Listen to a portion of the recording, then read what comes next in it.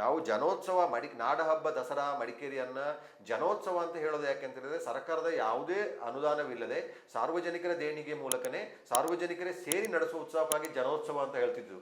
ಆ ಸಲ ಇನ್ವಾಲ್ವ್ಮೆಂಟ್ ಇತ್ತು. ಅಂಗಡಿಗಳು, ವ್ಯಾಪಾರಸ್ಥರು, ಸಾರ್ವಜನಿಕರು, ಸಂಘ ಸಂಸ್ಥೆಗಳು ಎಲ್ಲರೂ ದೇಣಿಗೆ ಕೊಟ್ಟು ಅವರೆಲ್ಲರ ಹಣದಿಂದ ಆ ಒಂದು ಕಾರ್ಯಕ್ರಮ ನಡೀತಿದ್ದು. ಸಾರ್ವಜನಿಕರೇ ಅದನ್ನ ಮುಂಚೂಣಿಯಲ್ಲಿ ನಿಂತಿದ್ದು. ಸರ್ಕಾರದಿಂದ ಅನುದಾನ ಬರಕ್ಕೆ ಸ್ಟಾರ್ಟ್ ಆದ ನಂತರ ಸರ್ಕಾರದ ಉತ್ಸವ ರೀತಿಯಲ್ಲಿ ಕಟ್ಟುಪಾಡುಗಳು, ಜಿಲ್ಲಾಧಿಕಾರಿನ ಅವಲಂಬಿಸಿದ್ದು. ದಸರಾಗಿ 9 ತಿಂಗಳವರೆಗೂ ಬಿಲ್ ಪೇಮೆಂಟ್ ಆಗೋಲ್ಲ, ಸರ್ಕಾರದಿಂದ ಅನುದಾನ ಬರುವುದಕ್ಕೆ 7-8 ತಿಂಗಳು ಆಗೋದು, ತಕ್ಷಣ ಬರ್ಬೇಕಲ್ಲ. ಈಗ ಮಡಿಕೇರಿ ದಸರಾ ನಡೀತಿದೆ, ಮುಂದೆ ನಡೆದ್ರೆ ಕೊಡುವ ಅಂತ ಹೇಳುವ ಪ್ರಕ್ರಿಯೆ ಅಲ್ಲ, ಅನುದಾನವನ್ನು ಕೊಡುವಂಥದ್ದು ಸಹ. ಯಾಕಾಗಿ ದಸರಾ ಘೋಷಣೆ ಹತ್ತಿರ ಬರುವಾಗ, ನವರಾತ್ರಿ ಉತ್ಸವ ಹತ್ತಿರ ಬರುವಾಗ ಸರ್ಕಾರ ಅನುದಾನವನ್ನು ಘೋಷಣೆ ಮಾಡುವಂಥದ್ದು ಅಥವಾ ಮುಖ್ಯಮಂತ್ರಿ ಬಗ್ಗೆ ಹತ್ತಿರ ನಿಯೋಗ ಹೋಗುವಂಥದ್ದು? ಯಾಕೆ ಒಂದು ಬಜೆಟ್ ಅಲೋಕೇಶನ್ ಮಾಡೋಕ್ಕೆ ಸಾಧ್ಯ ಆಗೋಲ್ಲ? ಒಂದು ನಿಗದಿತ ಅನುದಾನವನ್ನು ಕೊಟ್ಟು ಹೆಚ್ಚುವರಿ ಅನುದಾನಕ್ಕೆ ಬೇಕಾದರೆ ಪ್ರೋಸೆಸ್ ಮಾಡಲಿ. ಕಾರ್ಯಕ್ರಮ ಆದ ನಂತರ ನೀವು ಏನಾದರೂ ಪ್ರಯತ್ನ ಪಡಬೇಕಾದ್ರೆ, ನಾವು ಇಷ್ಟೆಲ್ಲ ಕಾರ್ಯಕ್ರಮ ಮಾಡಿದ್ದೀವಿ, ನಮಗೆ ನೀವು ಕೊಟ್ಟ ಅನುದಾನ ಸಾಲದು, ಸಾರ್ವಜನಿಕ ದೇಣಿಗೆಯಿಂದಲೂ ನಾವು ಮಾಡಿದ್ದೀವಿ, ಇಷ್ಟು ಸಾಲದು, ಇಷ್ಟು ಕೊರತೆ ಆಗಿದೆ, ಲೆಕ್ಕಾಚಾರ ಕೊಟ್ಟು ಸರ್ಕಾರದಿಂದ ಅನುದಾನ ಪಡ್ಕೊಳ್ಳೋಕ್ಕೆ ಪ್ರಯತ್ನ ಪಟ್ಟರೆ ನಾವು ಒಪ್ಪಬಹುದು. ಇದು ಏನಿಲ್ಲಿ ಕೊಟ್ಟ ಅನುದಾನವೇ ಘೋಷಿತ ಅನುದಾನವೇ ಬರೋದಿಲ್ಲ, ಅಥವಾ ಆ ಅನುದಾನವು ನೇರವಾಗಿ ಬರುತ್ತಾ, ಅದಕ್ಕೂ ಒಂದಿಷ್ಟು ಕಮಿಷನ್ ಕೊಡುವವರ, ಆ ಅನುದಾನಕ್ಕೆ ತೆಗೆದುಕೊಂಡು ಬರೋದಕ್ಕೆ ಓಡಾಡಿದವರು ಖರ್ಚು ಒಂದು ಲೆಕ್ಕಾಚಾರ. ಹೀಗೆ ಲೆಕ್ಕಾಚಾರವೇ ಆಗೋದಿಲ್ಲ. ಒಂದು ಯಾವುದೇ ಒಂದು ಕಾರ್ಯಕ್ರಮ ನಡೆಯುವ ಉತ್ಸಾಹ ಅದು ನಡೆದ ನಂತರ ಸಹಜವಾಗಿ ಮಂದಗತಿಗೆ ಹೋಗುತ್ತೆ. ಸರ್ಕಾರವು ಬೇರೆ ಕಡೆ ಡೈವರ್ಟ್ ಆಗಿರುತ್ತೆ. ಆ ಅನುದಾನ ಪಡೆಯುವುದಕ್ಕೆ ಕಸರತ್ತು ಇದೆಯಲ್ಲ, ಬಹಳಷ್ಟು ಕಷ್ಟ. ದಸರಾ ಸಮಿತಿಯ ನೇತೃತ್ವವನ್ನು ನಾವು ಸಾರ್ವಜನಿಕವಾಗಿ ಮಾತಾಡುವಾಗ ಬಹಳ ಸುಲಭವಾಗಿ ಮಾತಾಡ್ಬಿಡ್ತೀವಿ. ಈಗ ಮಂಟಪ ಸಿದ್ಧಪಡಿಸೋದಕ್ಕೆ ಅವರು 2-3 ತಿಂಗಳು ಅವರ ಶ್ರಮ, ಪ್ರತಿಯೊಂದು ಪೈಸೆ ಹಣ ಕಲೆಕ್ಟ್ ಮಾಡೋದಕ್ಕೆ ಒದ್ದಾಡ್ತಾರೆ. ಮನೆ ಬಾಗಿಲಿಗೆ ಹೋಗ್ತಾರೆ, ಅಂಗಡಿಗೆ ಹೋಗ್ತಾರೆ, ವ್ಯಂಗ್ಯವಾಗಿ ಮಾತಾಡೋರು ಇರ್ತಾರೆ, 10 ರೂಪಾಯಿ ಕೊಡುವವರು ಇರ್ತಾರೆ, 10 ರೂಪಾಯಿ ಕೊಟ್ಟು 10 ಮಾತಾಡೋರು ಇರ್ತಾರೆ. ಇಡೀ 10 ರೂಪಾಯಿ ಕೊಟ್ಟು 25 ಲಕ್ಷದ ಮಂಟಪ ಇವರೇ ಮಾಡಿದ ರೀತಿಯಲ್ಲಿ ಸಹಾಯ ಕೊಡ್ತಾರೆ. ಉಪದೇಶ ಕೊಡೋರು ಇರ್ತಾರೆ, ಹಾಗೆ ಮಾಡಿ ಹೀಗೆ ಮಾಡಿ ಅಂತ ಹೇಳ್ತಾರೆ. ನಾಳೆ ಬನ್ನಿ, ಬೆಳಿಗ್ಗೆ ಬನ್ನಿ ಅಂತ ಹೇಳ್ತಾರೆ, ರಿಸಿಪ್ಟ್ ಮಾಡಿ ಮತ್ತೆ ಹಣ ಮತ್ತೆ ಕೊಡ್ತೀನಿ ಅಂತ ಹೇಳೋದು, ಅಲ್ಲಿ ಕೊಟ್ಟಿದ್ದೀನಿ ಅಂತ ಹೇಳೋದು, ಇಲ್ಲಿ ಕೊಡ್ತೀನಿ ಅಂತ ಹೇಳೋದು. ತುಂಬ ಕಷ್ಟ, ಅವಮಾನವನ್ನು ಎಲ್ಲ ಸಹಿಸ್ಕೊಂಡು ಅವ್ರು ಮಾಡಬೇಕಾಗಿದೆ. ಅದೇ ರೀತಿ ಒಂದು ಸಾಂಸ್ಕೃತಿಕ ಸಮಿತಿ ಇದ್ರೆ ಎಲ್ಲ ಕಲಾತಂಡವನ್ನು ಕರ್ಕೊಂಡ್ಬಂದು ಅವರನ್ನ ಕಾರ್ಯಕ್ರಮ ಮಾಡೋದಕ್ಕೆ ಅವರೊಂದಿಷ್ಟು ಒದ್ದಾಡಿರ್ತಾರೆ. ಕವಿಗೋಷ್ಠಿಯವರು, ಕ್ರೀಡೆಯವರು ಎಲ್ಲರೂ ಒದ್ದಾಡಿರ್ತಾರೆ. ಅದರೊಂದಿಗೆ ಆ ಸರ್ಕಾರದ ಹಣ ಬಂದಿಲ್ಲ, ಸಮಿತಿಯನ್ನ ನೇತೃತ್ವ ವಹಿಸಿಕೊಂಡ್ರು ಸಾಲ ಮಾಡಿಯೋ ಅಥವಾ ಸ್ವಂತ ಹಣವನ್ನು ಕೊಟ್ಟು ಕಾರ್ಯಕ್ರಮ ನಡೆಸಬೇಕಾಗುತ್ತೆ, ಅಥವಾ ಮುಂಗಡ ಹಣವನ್ನು ಕೊಟ್ಟು ಮಾಡಬೇಕಾಗುತ್ತೆ. ಮತ್ತೆ ಬಿಲ್ ಪೇಮೆಂಟ್ಗೆ ಅವರೆಲ್ಲರ ಫೋನ್ ರಿಸೀವ್ ಮಾಡದ ರೀತಿ ಒದ್ದಾಡಬೇಕಾಗುತ್ತೆ. ಈ ಸಾಂಸ್ಕೃತಿಕ ಸಮಿತಿಗೆ ಸಂಬಂಧಪಟ್ಟ ಸಮಿತಿಯವರು ಕೆಲವರು ಹೇಳ್ತಾರೆ, ನಾವು ಸಾಂಸ್ಕೃತಿಕ ಸಮಿತಿ ಕಾರ್ಯಕ್ರಮ ಕೊಡ್ತೀವಿ, ಅಲ್ಲಿಂದ ಒಂದು 6 ತಿಂಗಳು ಅವರ ಫೋನ್ ಕೇಳಿ ಸಾಕಾಗುತ್ತೆ. ಬೆಳಿಗ್ಗೆ ಸಂಜೆ ಮೆಸೇಜ್ ಹಾಕ್ತಾರೆ, ದುಡ್ಡು ಬಂತ ಅಂತ ಕೇಳಿದ್ರೆ ಮುಂದಿನ ತಿಂಗಳು ಬರ್ತಾರೆ ಅಂತ 1 ತಿಂಗಳು ಕಳಿಸೋಕೆ ಹೇಳ್ತಾರೆ. ನೆಕ್ಸ್ಟ್ ಬಂದು 1 ತಿಂಗಳು ಏನಾಯ್ತು ಅಂತ ಕೇಳ್ತಾರೆ. ಸಹಜವಾಗಿ ಕೊಡೋದನ್ನ ಸರಿಯಾಗಿ ಕೊಟ್ಟು ಕಳಿಸಿದ್ರೆ, ಒಬ್ಬ ಕಲಾವಿದನೂ ಅಷ್ಟೇ, ಒಂದು ಕಾರ್ಯಕ್ರಮ ಮಾಡಿದ್ದಾನೆ, ಒಂದು 20,000, 30,000 ಅಥವಾ 50,000, 1 ಲಕ್ಷ ಅವರಿಗೆ ಫಿಕ್ಸ್ ಮಾಡಿ ಒಂದು 10,000, 20,000 ಮುಂಗಡ ಕೊಟ್ಟು ಅವರಿಗೆ 80,000 ಪೆಂಡಿಂಗ್ ಇಟ್ಟರೆ, ಅಥವಾ ಅವರಿಗೆ ಕೊಡಬೇಕಾದ ಹಣವನ್ನು 80% ಅಷ್ಟು ಹಣವನ್ನು ಪೆಂಡಿಂಗ್ ಇಟ್ಟರೆ, ಅವರು ಸಹ ಅವರ ಮನಸ್ಸು ಸಹ ಹಾಳು, ನನಗೆ ದುಡ್ಡು ಬಂದಿಲ್ಲ ಅಂತ ಅವರು ಕೊರಗೋದು. ಅವರು ಈಗ ಒಬ್ಬ ತಂಡದ ನೇತೃತ್ವ ವಹಿಸಿದ್ರೆ ಅವರ ಕಲಾವಿದರಿಗೆ ಕೊಟ್ಟು ಕ್ಲಿಯರ್ ಮಾಡಬೇಕಾಗಿದೆ. ಈ ವ್ಯವಸ್ಥೆ ಯಾಕೆ? ಈ ಸರ್ಕಾರ ಇದನ್ನ ಮಾಡಬೇಕು. ನಾವು ಎಷ್ಟೋ ವರ್ಷಗಳಿಂದ ಇದನ್ನು ಹೇಳ್ತಾ ಬಂದಿದ್ದೀವಿ. ನಿಗದಿತ ಅನುದಾನವನ್ನು ಘೋಷಣೆ ಮಾಡೋದಕ್ಕೆ ಪ್ರಾರಂಭಿಕವಾಗಿ ಘೋಷಣೆ ಮಾಡಿ, ಆ ಹಣ ಜಿಲ್ಲಾಧಿಕಾರಿ ಖಾತೆಯಲ್ಲಿ ಇರುವ ಹಾಗೆ ಮಾಡಿ, ಅದು ತಕ್ಷಣ ಕಲಾವಿದರು ಕಾರ್ಯಕ್ರಮ ಕೊಡ್ತಾರೆ, ಕಾರ್ಯಕ್ರಮಕ್ಕೆ ತಕ್ಷಣ ಗೌರವಧನ ಕೊಟ್ಟು ಅವರಿಗೆ ಫಿಕ್ಸ್ ಅಮೌಂಟ್ ಕೊಟ್ಟು ಕಲಾವಿದರ ಕೆಲಸ ಮುಗಿಸ್ಬೋದಾ? ಗ್ಯಾಲರಿ ಲೈಟಿಂಗ್ಸ್ ಎಲ್ಲ ಹಾಕಲೇಬೇಕಾಗುತ್ತೆ, ಅದಕ್ಕೆ ಸಂಬಂಧಪಟ್ಟ ಹಣವನ್ನು ಕ್ಲಿಯರ್ ಮಾಡ್ಬೋದಾ? ಕ್ರೀಡಾ ಸ್ಪರ್ಧೆ ನಡೀತಿದೆ, ಅದಕ್ಕೆ ಏನೆಲ್ಲ ಸ್ಪರ್ಧೆಗೆ ಬಹುಮಾನ ಕೊಡಬೇಕು, ಅದಕ್ಕೆ ಒಂದು ಬಜೆಟ್ ಫಿಕ್ಸ್ ಮಾಡಿ ಅದನ್ನೆಲ್ಲ ಕ್ಲಿಯರ್ ಮಾಡ್ಬೋದಾ? ಮಂಟಪಗಳಿಗೆ ಒಂದಿಷ್ಟು ಹಣ ಕೊಡ್ತಾರೆ, 1 ಲಕ್ಷನೋ 2 ಲಕ್ಷನೋ ಅಷ್ಟು ಕೊಟ್ಟು ಮತ್ತೆ ಹೆಚ್ಚುವರಿ ಬೇಕು ಅಂತ ಅದಕ್ಕೆ ಪ್ರಯತ್ನ ಪಡುವಂಥ ಕೆಲಸಗಳನ್ನ ಮಾಡ್ಕೊಂಡು ಇರ್ಬೋದಲ್ಲ. ಎಲ್ಲಿ ಇದನ್ನ ಒತ್ತಡ ಹಾಕ್ಬೇಕಲ್ಲ.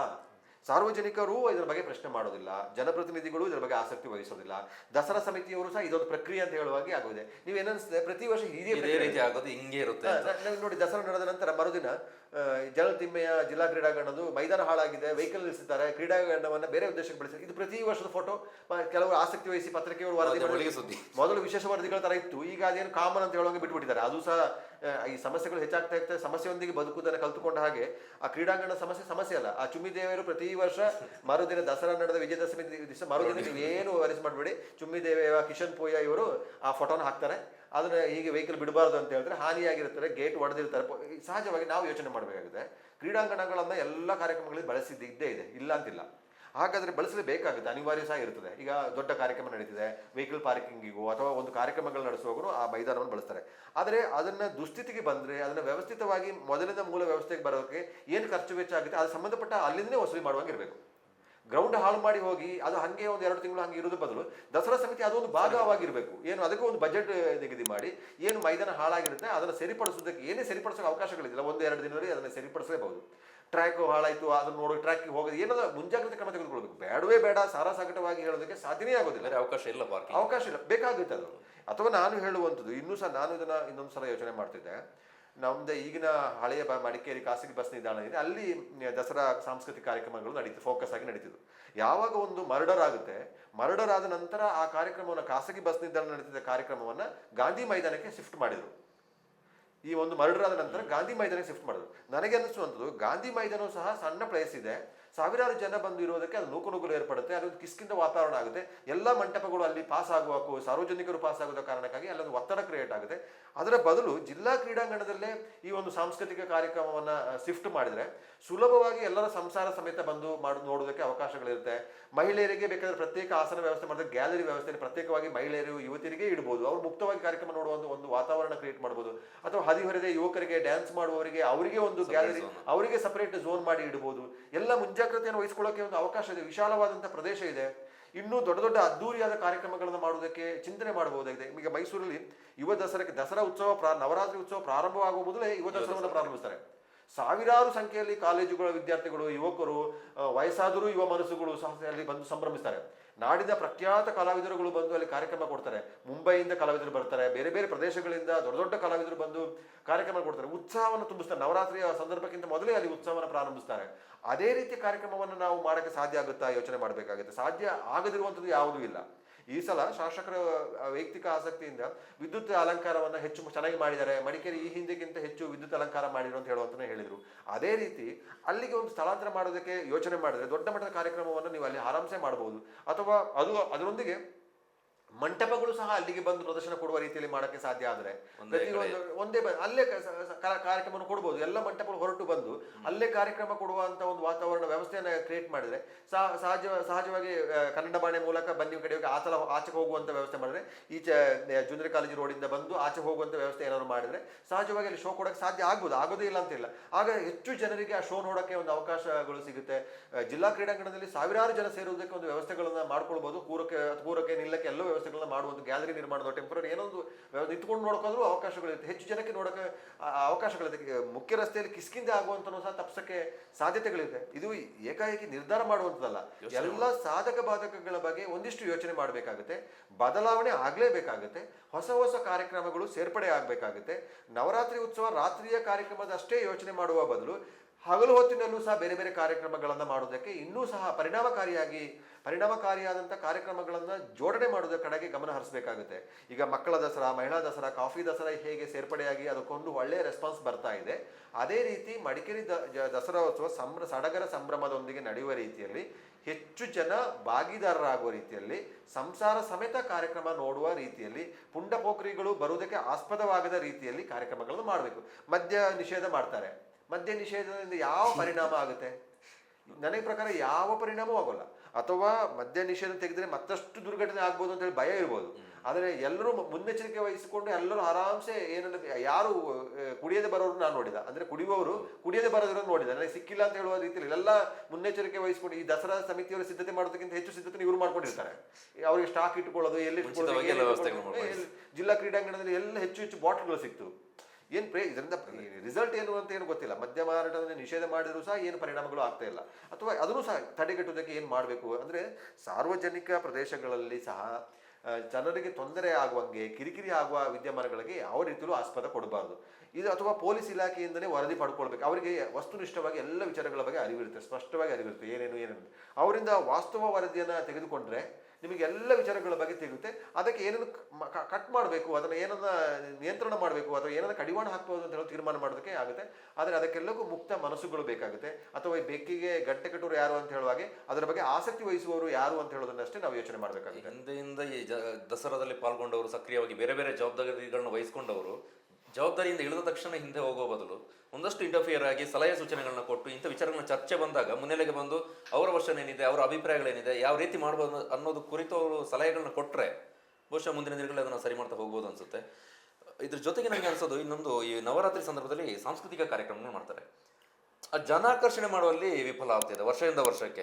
ಈ ಮೊದಲೆಲ್ಲ ಅನುದಾನ ಕಡಿಮೆ ಬರ್ತಾ ಇದ್ದಂಥ ಸಂದರ್ಭದಲ್ಲಿ ಒಳ್ಳೊಳ್ಳೆ ಕಾರ್ಯಕ್ರಮಗಳಾಗ್ತಾ ಇತ್ತು. ಈಗ ಅನುದಾನ ಜಾಸ್ತಿ ಬರ್ತಾ ಇದೆ, ಆದರೆ ಕಾರ್ಯಕ್ರಮಗಳು ಮಾತ್ರ ಜನರನ್ನ ಸೆಳೆಯುವಲ್ಲಿ ವಿಫಲ ಆಗ್ತಾ ಇದೆ. ನಾವು ಆರಂಭದಿಂದ ಒಂದು 5-6 ದಿನ ನೋಡಿದವರೆಗೂ ಕೂಡ ಮಡಿಕೇರಿ ಗಾಂಧಿ ಮೈದಾನ ಜನರೇ ಇರಲಿಲ್ಲ ರಾತ್ರಿ ಹೊತ್ತು. ನಂತರದಲ್ಲಿ ಒಂದು ಯುವ ದಸರಾ ಅದಾದ ನಂತರ ಕೆಲವೊಂದು ಕಾರ್ಯಕ್ರಮ ಮಾಡಿದ್ರು, ಆಗ ಒಂದು ಸ್ವಲ್ಪ ಜನ ಕಾಣೋದಕ್ಕೆ ಸಿಕ್ತು. ಈ ವರ್ಷ ಹಿಂದಿನ ವರ್ಷಗಳಿಂದ ಈ ವರ್ಷ ತೀರಾ ಕಡಿಮೆ ಇತ್ತು ಜನರ ಆಗಮನ. ಆ ನಿಟ್ಟಿನಲ್ಲಿ ಕೂಡ ಯೋಚನೆ ಮಾಡ್ಬೋದಲ್ಲ, ಒಳ್ಳೊಳ್ಳೆ ಕಲಾವಿದರನ್ನು ಕರೆಸಿ ಕಾರ್ಯಕ್ರಮ ಕೊಡುವಂಥದ್ದು. ಹೌದು, ನಾವು ಕಾರ್ಯಕ್ರಮವನ್ನು ಕೊಡುವಾಗಲೂ ಸಹ ಅಷ್ಟೇ ಜನರು ಹೆಚ್ಚು ಜನರು ನೋಡುವ ರೀತಿಯಲ್ಲಿ ಕಾರ್ಯಕ್ರಮ ಕೊಡಬೇಕು. ನಾವು ಕೊಟ್ಟ ಕಾರ್ಯಕ್ರಮ ಜನರು ನೋಡಬೇಕು ಅಂತ ಹೇಳುವ ಭಾವನೆ ಇಟ್ಟರೆ ಜನ 100% ಬರಲ್ಲ. ಮತ್ತೆ ಶಾಲಾ ಕಾಲೇಜು ವಾರ್ಷಿಕೋತ್ಸವ ಅಲ್ಲ ಇದು. ದಸರಾ ಕಾರ್ಯಕ್ರಮ ಶಾಲಾ ಕಾಲೇಜು ವಾರ್ಷಿಕೋತ್ಸವ ಅಲ್ಲ, ಅಥವಾ ನೃತ್ಯ ಸಂಸ್ಥೆಗಳ ವಾರ್ಷಿಕೋತ್ಸವನೂ ಅಲ್ಲ. ಅವಕಾಶ ಕೊಡಬೇಕು ಅಂತ, ಸ್ಥಳೀಯ ಕಲಾವಿದರಿಗೆ ಅವಕಾಶ ಕೊಡಬೇಕು ಅಂತ ಹೇಳುವ ಹೆಸರಿನಲ್ಲಿ ಜನರಿಗೆ ಸಿಗಬೇಕಾದಂಥ ಮನರಂಜನೆ ಸಿಗದೆ ಹೋದರೆ ಸಹಜವಾಗಿ ಯಾರೂ ಬರಲ್ಲ. ಆಗ ನೀವು ಶಾಲಾ ಕಾಲೇಜುಗಳಲ್ಲಿ ನಿಮ್ಮ ಸಂಸ್ಥೆಗಳಲ್ಲಿ ಏನು ವಾರ್ಷಿಕೋತ್ಸವ ಸಂದರ್ಭದಲ್ಲಿ ನಿಮ್ಮ ಸ್ಪರ್ಧೆಗಳ ಸಂದರ್ಭದಲ್ಲಿ ಏನು ಸ್ಪರ್ಧೆ ಮಾಡ್ತೀರಿ, ಆ ಥರದ ಕಾರ್ಯಕ್ರಮ ಇಲ್ಲಿ ಕೊಟ್ಟರೆ ಏನೂ ಪ್ರಯೋಜನ ಇಲ್ಲ. ನಾನು ಹೇಳುವಂತೂ ಸ್ಥಳೀಯ ಕಲಾವಿದರ ಕಾರ್ಯಕ್ರಮ ಬೇಡವೇ ಬೇಡ ಅಂತ ಹೇಳಕ್ಕೆ ಸಾಧ್ಯ ಆಗೋಲ್ಲ. ಅಥವಾ ಸ್ಥಳೀಯ ಕಲಾವಿದರಿಗಾಗಿ ಒಂದು ದಿನವನ್ನು ಡೇ ಟೈಮಲ್ಲೇ ಒಂದು ಸ್ಪರ್ಧೆ ಮಾಡೋದಕ್ಕೆ ಸಾಧ್ಯ ಆಗುತ್ತೆ. ಅದೇ ವೇದಿಕೆ ಬಳಸ್ಕೊಂಡು ಮಕ್ಕಳುಗಳ ಕಾರ್ಯಕ್ರಮವನ್ನು ಕೊಡೋದಕ್ಕೆ ಮಕ್ಕಳಿಗೆ ಶಾಲಾ ಕಾಲೇಜುಗಳ ಮಕ್ಕಳಿಗೆ ಒಂದು ದಿನದ ಡೇ ಟೈಮ್ ಫುಲ್ ಸ್ಪರ್ಧೆಗಳು ಮಾಡ್ಬೋದಾ? ಮಕ್ಕಳೇ ಮಾಡಿದ್ರೆ ಅವಳು ಪಾಲಕರು ಬರ್ತಾರೆ, ಬೆಳಿಗ್ಗೆ ಹೊತ್ತು ಬರ್ತಾರೆ. ಕಾಲೇಜು ಮಕ್ಕಳುಗಳಿಗೆ ಒಂದು ದಿನ ಸ್ಪರ್ಧೆ ಮಾಡಿದ್ರೆ ಅವರ ಕಾರ್ಯಕ್ರಮ ನೋಡೋದಕ್ಕೆ ಬೆಳಗಿನ ಸಂಜೆವರೆಗೆ ಕಾರ್ಯಕ್ರಮ ಮಾಡೋದು. ಡೇ ಟೈಮಲ್ಲಿ ಜೋಡಿಸ್ಬೋದು. 9 ದಿನದ ಕಾರ್ಯಕ್ರಮದಲ್ಲಿ ಅದೆಲ್ಲ ಕೊರತೆಗಳಿದೆ, ಖಾಲಿ ಇದೆ. ಡೇ ಟೈಮ್ ಏನೂ ಕಾರ್ಯಕ್ರಮಗಳಿರೋಲ್ಲ, ಅದಕ್ಕೆ ಜೋಡಿಸ್ಬೋದಾಗುತ್ತೆ. ನೃತ್ಯ ಶಾಲೆಗಳಿಗೆ ಸಂಬಂಧಪಟ್ಟಾಗೆ ಡೇ ಟೈಮಲ್ಲಿ ಒಂದು ಸ್ಪರ್ಧೆಗಳನ್ನು ಮಾಡಬಹುದಾಗಿದೆ. ಅಥವಾ ಅತ್ಯುತ್ತಮವಾದಂಥ ವಿಶೇಷವಾದಂಥ ಕಾರ್ಯಕ್ರಮ ಸೆಲೆಕ್ಟ್ ಮಾಡಿ ರಾತ್ರಿ ಅದರಲ್ಲಿ ಸೆಲೆಕ್ಟ್ ಮಾಡೋಕ್ಕಾಗುತ್ತಾ ಅಂತ ನೋಡಬೇಕಾಗುತ್ತೆ. ಈ ರಾತ್ರಿ ಹೊತ್ತಲ್ಲಿ ಕಾರ್ಯಕ್ರಮಗಳಲ್ಲಿ ನವರಾತ್ರಿ ಸಂದರ್ಭದಲ್ಲಿ ಕಾರ್ಯಕ್ರಮ ಏನು ಸಾಂಸ್ಕೃತಿಕ ಕಾರ್ಯಕ್ರಮ ಮಾಡ್ತಾರೆ, ಮಕ್ಕಳನ್ನ ಕರ್ಕೊಂಡು ಬರ್ತಾರೆ. ಪ್ಯಾರೆಂಟ್ಸ್ಗಳದ್ದು ಗಲಾಟೆ ಸ್ಟಾರ್ಟ್ ಆಗ್ತದೆ. ನಾವು ಆ ಊರಿಂದ ಬಂದಿದ್ದೀವಿ, ಮಧ್ಯಾಹ್ನವೇ ಮೇಕಪ್ ಮಾಡಿದ್ದೀವಿ, ಈ ನಮಗೆ ಮಕ್ಕಳಿಗೆ ಪ್ರಾಬ್ಲಮ್ ಆಗುತ್ತೆ, ನಿದ್ರೆ ಬರ್ತಾ ಇದೆ, ಊಟ ಮಾಡಿಲ್ಲ, ಶೌಚಾಲಯಕ್ಕೆ ಹೋಗೋಕ್ಕೆ ಸಮಸ್ಯೆ ಆಗ್ತಿದೆ ಅಂತ ಹೇಳ್ತಾರೆ. ಸಹಜ. ನಾನು ನೋಡಿದೆ, ನನ್ನ ಸ್ನೇಹಿತರ ಮಗುದೊಂದು ಕಾರ್ಯಕ್ರಮ ಇದೆ ಅಂತ ನೋಡೋಕ್ಕೆ ಬಂದಾಗ ಅವನು 8 ಗಂಟೆಗೆ ಕಾರ್ಯಕ್ರಮ ಅಂತ ಹೇಳ್ದ. ಅದು ಗೋಣಿಕೊಪ್ಪ ದಸರಾದಲ್ಲಿ ಆ ಮಗುವಿಗೆ ಕಾರ್ಯಕ್ರಮ ಕೊಟ್ಟಿದ್ದು 1ನೇ ಕ್ಲಾಸ್ ಮಗು, ಅವ್ರ ಟೀಮ್ದು ಕಾರ್ಯಕ್ರಮ ಕೊಟ್ಟಿದ್ದು 1:30 ಗಂಟೆಗೆ. ಅದು ತಪ್ಪು ಅಂತ ಹೇಳಕ್ ಹೋಗಲ್ಲ. ಇವ್ರು ಕಾಸ್ಟ್ಯೂಮ್ ಎಲ್ಲ ಹಾಕೊಂಡು ಮಧ್ಯಾಹ್ನ ಕಾಸ್ಟ್ಯೂಮ್ ಹಾಕೊಂಡಿದ್ದಾರೆ, ಊಟನೂ ಇಲ್ಲ, ಏನೂ ಇಲ್ಲ, ಏನೋ ತಿಂಡಿ ಸಣ್ಣ ಪುಟ್ಟು ಕೊಟ್ಟಿದ್ದಾರೆ ಕಾರ್ಯಕ್ರಮ. ಅದು ದಸರಾ ಸಮಿತಿಯವರು ತಪ್ಪಲ್ಲ. ಅವ್ರೇನ್ ಮಾಡ್ತಾರೆ, ಎಲ್ಲ ತಂಡಗಳು ಒಂದೊಂದು ಕಾರ್ಯಕ್ರಮ ಮಾಡ್ಕೊಂಡು ಹೋದಾಗ ಎಲ್ಲರಿಗೂ ಅರ್ಜೆಂಟ್ ಇರ್ತದೆ. ಎಲ್ಲರೂ ಅದೇ ರೀತಿ ಸಿದ್ಧತೆ ಮಾಡ್ಕೊಂಡು ಮೇಕಪ್ ಹಾಕೊಂಡು ಬಂದಿರ್ತಾರೆ, ಬೇರೆ ಊರಿಂದ ಬಂದಿರ್ತಾರೆ, ಎಲ್ಲರಿಗೂ ಒಂದೇ ಥರ ಅನಿಸ್ತದೆ. ಸಹಜವಾಗಿ ನಿಮಗೆ ಬರೀ ಆ ಮಗುವಿನ ದೃಷ್ಟಿಕೋನ ಸಮಿತಿಯವ್ರ ಮೇಲೆ ಕೋಪ ಬರ್ತದೆ. 8 ಗಂಟೆಗೆ ಒಂದು 7-8 ವರ್ಷದ ಮಗುವಿಗೆ 8 ಗಂಟೆ ಕಾರ್ಯಕ್ರಮ ಅಂತ ಹೇಳಿ ಅದಕ್ಕೆ 1:30 ಗಂಟೆ ಕೊಟ್ಟರೆ ಅದರ ಪರಿಸ್ಥಿತಿ ಏನಾದ್ರು ನಾವು ಮಗುವೆ ಆಂಗ್ಯುಲೇಷನ್ ಮಾಡಿದ್ರೆ ಸರಿ ಅನಿಸ್ತದೆ. ಆವಾಗ ಅದರ ಬದಲು ತಪ್ಪಿಸಕ್ಕೆ ಆ ಮಗುವಿನ ಕಾರ್ಯಕ್ರಮ ಕೊಡೋದಕ್ಕೆ ಒಂದು ಡೇ ಟೈಮ್ ಬಳಸ್ಕೊಳ್ಬೋದಲ್ಲ. ಗೋಣಿಕೊಪ್ಪ ದಸರಾ ಇರ್ಬೋದು, ಮಡಿಕೇರಿ ದಸರಾ ಇರ್ಬೋದು, ಆ ಆ್ಯಂಗಲ್ ಯೋಚನೆ ಮಾಡ್ಬೋದಲ್ಲ. ಸ್ಥಳೀಯ ಪ್ರತಿಭೆಗಳಿಗೆ ಕೊಡಬೇಕು ಅಂತೇಳಿ ಒತ್ತಡಕ್ಕಾಗಿಯೋ ಬೇರೆ ಬೇರೆ ಕಾರಣಕ್ಕಾಗಿ ಕಾರ್ಯಕ್ರಮ ಕೊಟ್ಟರೆ ಯಾವ ಕಾರ್ಯಕ್ರಮಕ್ಕೆ ಜನ ಬರಲ್ಲ. ಈಗ ರಘು ದೀಕ್ಷಿತ್ ಕಾರ್ಯಕ್ರಮಕ್ಕೆ ಯಾಕೆ ಅಷ್ಟೊಂದು ಸಂಖ್ಯೆಯಲ್ಲಿ ಜನ ಬಂದರು? MLA ಸೇರಿದಂತೆ ಎಲ್ಲರೂ ಡ್ಯಾನ್ಸ್ ಮಾಡಿದ್ರು ರಘು ದೀಕ್ಷಿತ್ ಕಾರ್ಯಕ್ರಮಕ್ಕೆ. ಅದೇ ರೀತಿ ಬೇರೆ ಸಾಂಸ್ಕೃತಿಕ ಕಾರ್ಯಕ್ರಮಕ್ಕೆ MLA ಬಂದು ಡ್ಯಾನ್ಸ್ ಮಾಡೋಕ್ಕೆ ಯಾಕೆ ಸಾಧ್ಯ ಆಗಿಲ್ಲ? ಅವರ ಆಯ್ಕೆನೂ ಯಾವುದಿರುತ್ತೆ? ಅವರು ಸೆಲೆಬ್ರೇಷನ್ ಅವ್ರ ಫ್ಯಾಮಿಲಿ ಒಟ್ಟಿಗೆ ಅವ್ರ ಮಕ್ಕಳೊಟ್ಟಿಗೆ ಬಂದಿದ್ದು, ವೇದಿಕೆ ಹತ್ತಿದ್ದು, ಕಾರ್ಯಕ್ರಮ ಮಾಡಿದ್ದು, ಸಂಭ್ರಮಿಸಿದ್ದು ಅದೇ ಕಾರ್ಯಕ್ರಮ ಅಲ್ವಾ? ಅದೇ ರೀತಿ ಜನರ ಭಾವನೆಯೂ ಹಾಗೆ ಇರುತ್ತದಲ್ಲ.